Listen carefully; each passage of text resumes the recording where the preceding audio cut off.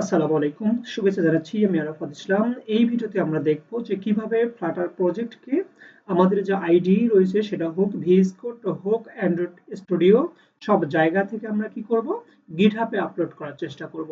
তো গিটহাবে আপলোড করার ক্ষেত্রে আমাদের বিশেষ কয়েকটা নিয়ম মেনে চলতে হয়।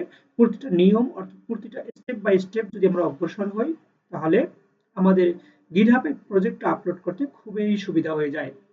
তো কথা না বাড়িয়ে চলুন শুরু করা যাক। আমরা কিভাবে GitHub এ প্রজেক্টটা আপলোড করব সেটার স্টেপ বাই স্টেপ ব্যাখ্যা করব। তো এখানে আমাদের প্রথমত একটা ক্রোম ব্রাউজারে যেতে হবে। দ্যাটস আমাদের GitHub যে অ্যাকাউন্টটা রয়েছে সেই অ্যাকাউন্টটাতে যেতে হবে।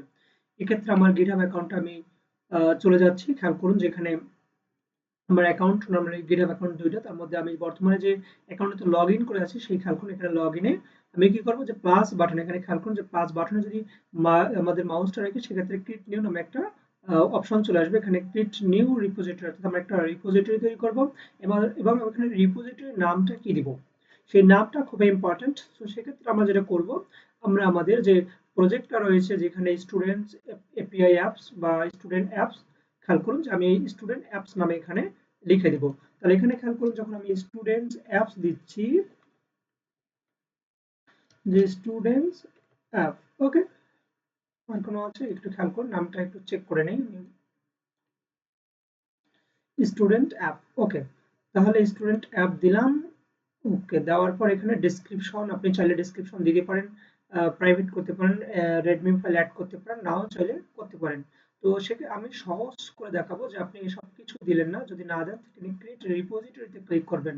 ক্রিয়েট রিপোজিটরিতে যখন চলে যাবেন তখন কিন্তু তারা এরকম একটা ইন্টারফেস দিয়ে দিবে। ওকে, এরকম ইন্টারফেস আপনাকে একটা তারা সলিউশন দিয়ে দিচ্ছে যে আপনি প্রথমত গিট ইনিটে লিখেন যে create new repository with command line. আপনাকে এই কমান্ড লাইনগুলো বুঝতে হবে। তো প্রথমত আপনার যে টার্মিনাল আছে আপনার প্রজেক্টে, টার্মিনালে চলে যাবেন এবং git init কল করবেন, দ্যাটস মিন কমান্ড লাইনে অ্যাড করবেন। তাহলে আমি এখানে করব কি, যে আমাদের যে প্রজেক্টটা আছে সেখানে টার্মিনালে চলে গেলাম।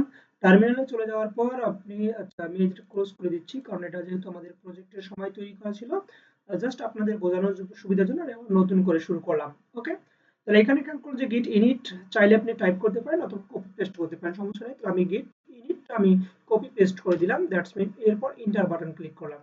ইন্টার বাটন ক্লিক করার পর এখানে খেয়াল করুন যে আমাদের বলছে git at redmi dot that's mean আমাদের git এ এই রেডমি ফাইলটা অ্যাড করতে বলছে।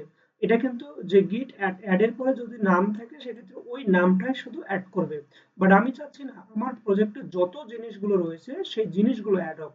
সেক্ষেত্রে আমি যে কি করব, জিনিসগুলো বলতে যত ডিরেক্টরি রয়েছে যত ফাইল রয়েছে সবগুলো অ্যাড করতে চাচ্ছি।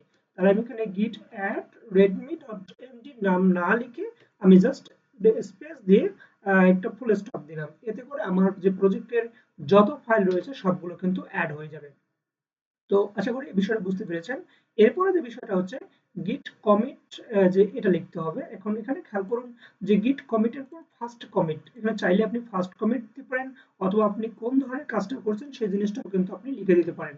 তো আমি এখানে কি করব, গিট কমিট লিখে, খেয়াল করুন যে গিট কমিট লিখে আমি আমার ইচ্ছে মতো সেটাকে লিখবো। দ্যাটস মিন আমি এখানে তৈরি করলাম কি স্টুডেন্ট এপিআই। তাহলে আমি এখানে কাজটা করছি যে এপিআই নিয়ে কাজ করেছি, সেই এপিআই যে স্টুডেন্টের কাজটা আমার এখানে কমপ্লিট হয়েছে। ওকে, তাহলে আমি জাস্ট এটা লিখলাম বা আপনি আপনার পছন্দ মতো লিখতে পারেন। লেখার পর এখানে দিবেন। বাট যেটা হচ্ছে যে এখানে কমিট বানানটা ভুল হয়েছে, যার কারণে এখানে বলতে হবে যে গিট কমিট, বানানটা একটু ভুল হয়েছে, যে গিট কমিট, কমিটের পর এখানে আমি আবার দিচ্ছি যে এপিআই উইথ স্টুডেন্ট। ওকে, তাহলে এবার কিন্তু ঠিক রয়েছে। তো যেহেতু এটা ঠিক রয়েছে এবার খেয়াল করুন যে আমাদের কাজ পুরো মোটামুটি শেষের দিকে, এবং আমরা করব কি যে গিট ব্রাঞ্চ তৈরি করব, সেটা কি মেইন ব্রাঞ্চ। তো চাইলে এটা লিখতে পারেন অথবা কপি করতে পারেন কারণ এটা কোনো চেঞ্জ হবে না। সো আমি এখানে কি করব, গিট ব্রাঞ্চ তৈরি করতেছি। খেয়াল করুন যে গিট ব্রাঞ্চ তৈরি হলো। এরপর যে বিষয়টা হচ্ছে গিট রিমুভ অ্যাট অরিজিন, আমাদের যে এইচটিটিপি লিংকটা ছিল সেটা। তো এটা যেহেতু তৈরি করে দেওয়া আছে আমরা কি করব, এখানে কপি করে জাস্ট পেস্ট করে দিব। ওকে, তাহলে যখন পেস্ট করে দিব আমাদের প্রায় 90% কাজ শেষ। এখন জাস্ট হবে যে আমাদের গিটটা পুশ করে দিব। সো পুশ করে দেওয়ার জন্য যে কাজটা করতে হবে আমাদের, এটা এখানে পেস্ট করতে হবে এবং আমাদের ফাইনাল এন্টার করতে হবে।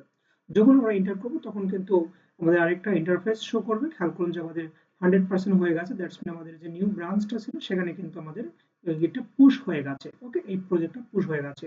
ওকে, তো আমরা এখন কি করব, চেক করব। চেক করতে গেলে আমাদের জাস্ট একটু রিফ্রেশ দিব। এখানে খেয়াল করুন যদি রিফ্রেশ দিই তাহলে আমাদের প্রজেক্টটা কিন্তু চলে এসেছে, যে স্টুডেন্ট অ্যাপ, এবং এই অ্যাপের ভিতরে যে এপিআই স্টুডেন্ট দিয়েছিলাম কমিটটা, সেই কমিটটা কিন্তু এখানে শো করাচ্ছে। ওকে, তাহলে এখানে তার ভিতরে যদি চলে যাই তাহলে আমাদের এই যে directory service, utils, view, models, main ডাট, তাহলে কিন্তু খেয়াল করুন যে আমাদের সেই ডিরেক্টরি গুলো কিন্তু আছে। ওকে, তো আশা করি এভাবে যে গিটহাবে আপলোড করা যায় এই বিষয়টি বুঝতে পেরেছেন, এবং যদি ভিডিওটি আপনার ভালো লাগে তাহলে অবশ্যই সাবস্ক্রাইব করবেন এবং বাকি ভিডিওগুলো দেখার জন্য অনুরোধ করা হলো।